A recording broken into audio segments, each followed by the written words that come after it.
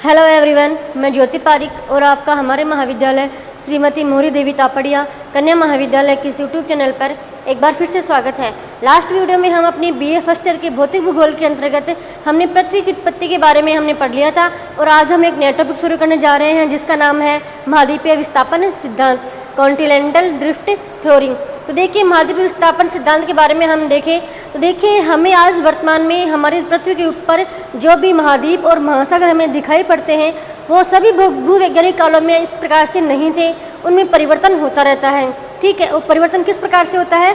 पृथ्वी की जो भी आंतरिक शक्तियाँ लगती है उन आंतरिक शक्तियों के कारण से पृथ्वी के धरातल पर विभिन्न कालों में विभिन्न परिवर्तन होते रहते हैं। महाद्वीपों में अनेक प्रकार से विस्थापन होता रहता है और इसी विस्थापन को हम कहते हैं महाद्वीपीय विस्थापन सिद्धांत। तो देखिए, महाद्वीपीय विस्थापन सिद्धांत के बारे में अलग अलग विद्वानों ने अपने अलग अलग मत प्रस्तुत किए हैं, जिनमें हम सबसे पहले देखते हैं 1620 में सबसे पहले 1620 में बेकन महोदय ने अपने मत प्रस्तुत किए थे महाद्वीपीय विस्थापन सिद्धांत के बारे में। उसके बाद हम देखें तो 1858 में स्नाइडर ने अपने मत प्रस्तुत किया था महाद्वीपीय विस्थापन सिद्धांत के बारे में। उसके बाद हम देखें तो 1882 में फीसर ने महाद्वीपीय विस्थापन सिद्धांत के बारे में अपने विचार मत प्रस्तुत किए। फिर 1908 में टेलर महोदय ने, ठीक है, और उसके बाद 1912 में वेगनर महोदय ने अपने महाद्वीपीय विस्थापन सिद्धांत के बारे में अपने मत प्रस्तुत किए थे। इस प्रकार से महाद्वीपीय विस्थापन सिद्धांत के बारे में अलग अलग विद्वानों ने अपने अलग अलग मत प्रस्तुत किए, जो क्रमशः है 1620 में बेकन ने, 1858 में स्नाइडर ने, 1882 में फीसर के द्वारा और 1908 में टेलर महोदय के द्वारा अपने मत प्रस्तुत किए गए और लास्ट में 1912 में वेगनर महोदय के द्वारा महाद्वीपीय विस्थापन सिद्धांत के बारे में अपने मत प्रस्तुत किए। जिसमें हम सबसे पहले देखते हैं, विस्तार से देखें तो हम देखें 1858 में जो स्नाइडर ने अपने मत प्रस्तुत किए थे उनके बारे में हम देखते हैं। देखिए, जो स्नाइडर महोदय थे तो स्नाइडर ने सबसे पहले जो यूरोप और अमेरिका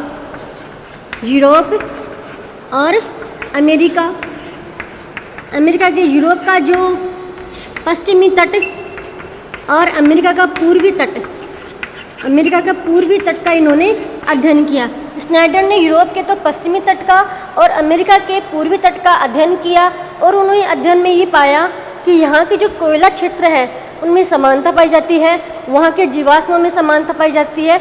इसलिए उन्होंने समानता के आधार पर उन्होंने ये अनुमान लगाया कि कालांतर में या फिर कुछ समय पहले ये दोनों जो तट हैं वो एक साथ जुड़े हुए थे और बाद में ये अलग हो गए, क्योंकि उन्होंने इन दोनों क्षेत्रों में कुछ समानता मिली और उन समानता के आधार पर उन्होंने बताया कि किसी काल में ये दोनों तट आपस में मिले हुए थे और अब ये तट हैं जो अलग, बाद में जाकर ये तट दोनों अलग हो गए होंगे। ठीक है, उसके बाद टेलर महोदय ने बताया, फिर टेलर महोदय ने अपने जो पर्वतों की उत्पत्ति सिद्धांत है, टेलर ने पर्वतों की जो उत्पत्ति का सिद्धांत है उसका सहारा लेते हुए बताया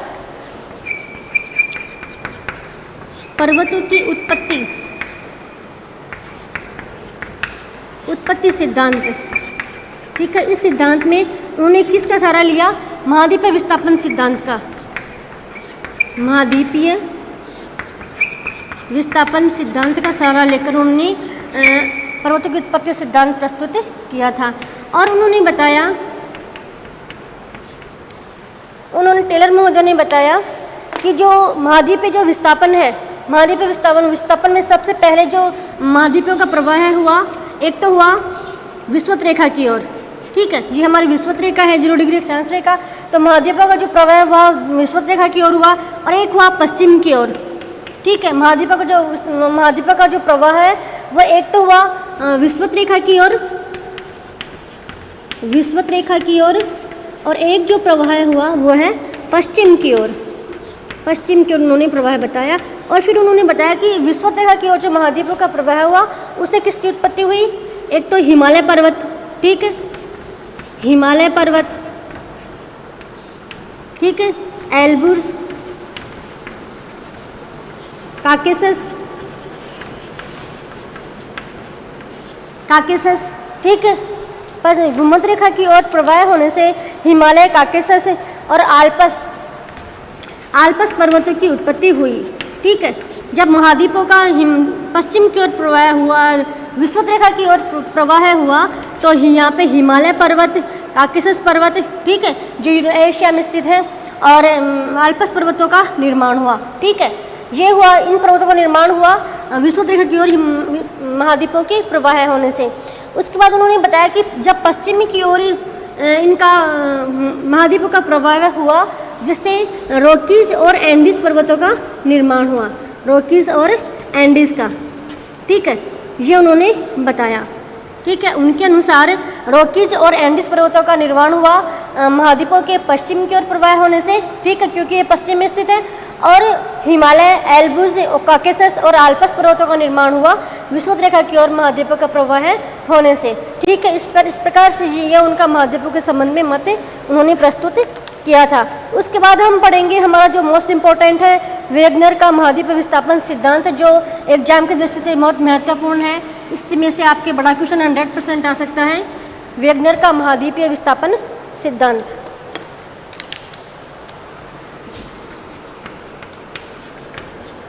वेगनर का महाद्वीपीय विस्थापन सिद्धांत। तो देखिए, वेगनर ने बताया कि कार्बोनिफेरस युग में, उन्होंने बताया कि एक भौगोलिक युग था कार्बोनिफेरस।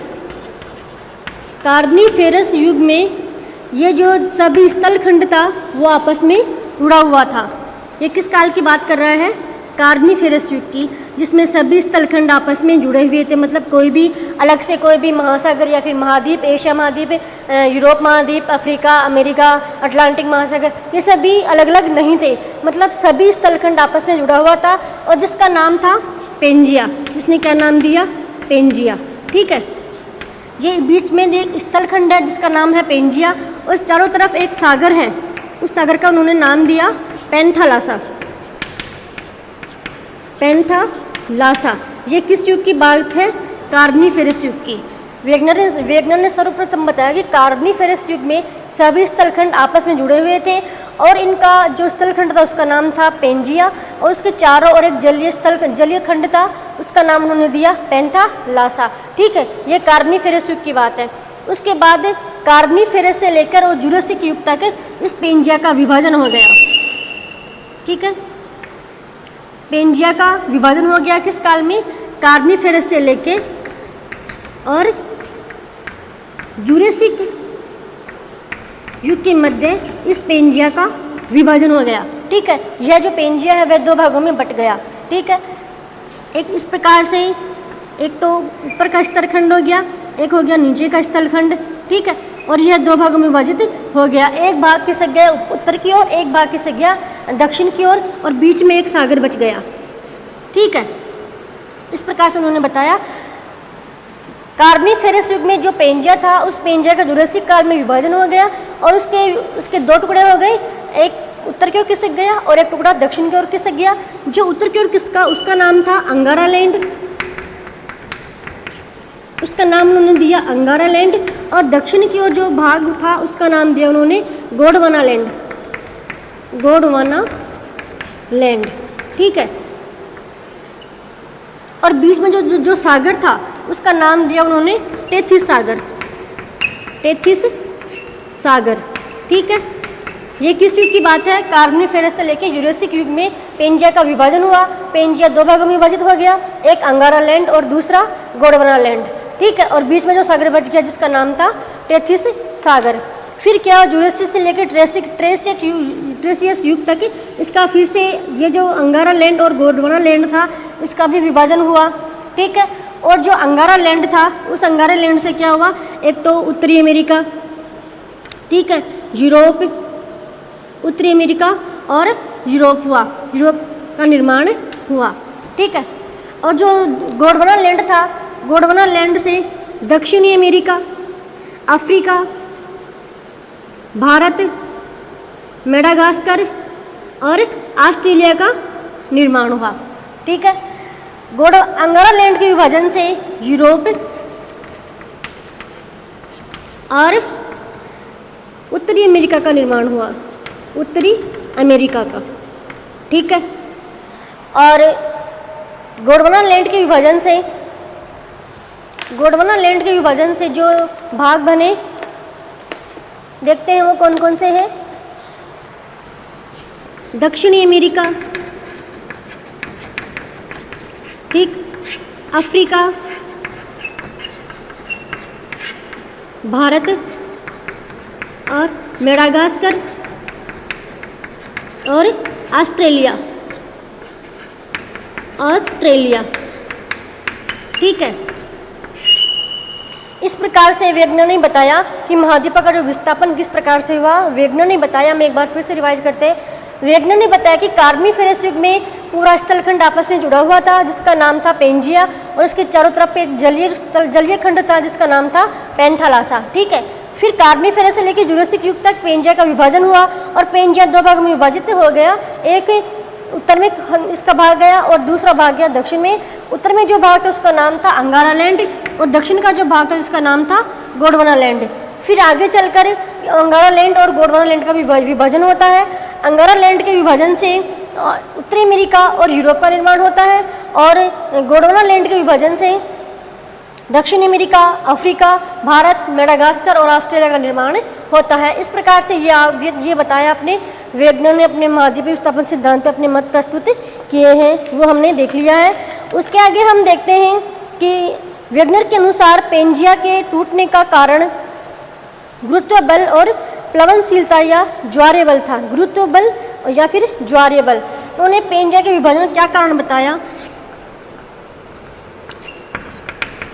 पेंजिया के विभाजन का कारण क्या बताया। एक तो गुरुत्व बल और एक दूसरा जो बल था एक ज्वारीय बल। ये क्वेश्चन बहुत इंपॉर्टेंट है, ये आपके ऑब्जेक्टिव क्वेश्चनों में आ सकता है या फिर आपके अतिलग्न उत्तरात्मक क्वेश्चन में आ सकता है कि वैज्ञानिक के अनुसार पेंजिया के विभाजन के कौन कौन से बल प्रभावित रहे। तो कौन से बल हैं, गुरुत्व बल और ज्वारीय बल। ये आप इनको ये बलों को अच्छे से याद रखना। दो बल कार्यरत थे विभाजन के लिए, एक था गुरुत्व बल और एक ज्वारीय बल। ठीक है। तो ये था हमारा वैज्ञानिक का महाद्वीपीय विस्थापन सिद्धांत। ठीक है। और नेक्स्ट वीडियो में हम पढ़ेंगे कि वैज्ञानिक के इस महाद्वीपीय विस्थापन सिद्धांत की कुछ आलोचनाएं भी हुई है। तो हम नेक्स्ट वीडियो में इसकी आलोचनाओं के बारे में पढ़ेंगे। उससे कुछ प्रमाण भी मिले थे, उस प्रमाण के बारे में हम पढ़ेंगे। तब तक के लिए धन्यवाद।